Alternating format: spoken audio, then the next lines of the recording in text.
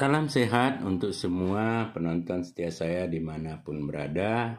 Mudah-mudahan semuanya dalam keadaan sehat walafiat dan dibesarkan rezekinya di hari-hari mendatang ini.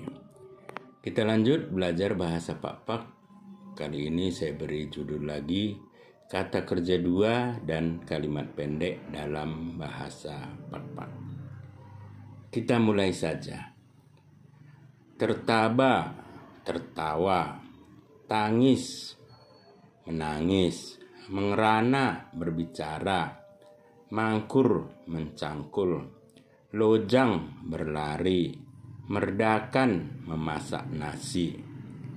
Contoh dalam kalimat. Kasa kau tertaba, kenapa kamu tertawa? Ulang kau dak tangis nange, jangan kamu selalu menangis ibu. Bapa mengeranai deket inang, ayah berbicara dengan ibu. Arko laus mangkur sabah, si Arko mencangkul sawah. Ulang kolojang, ari, jangan berlari ari.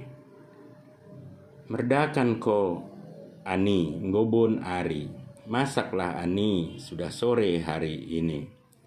Begitu saja. Tapi kita ulang sekali lagi dengan kata kerja sebagai berikut.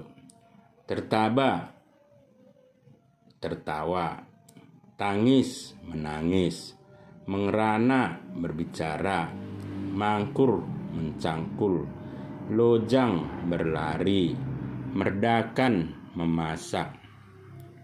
Contoh dalam kalimat pendek.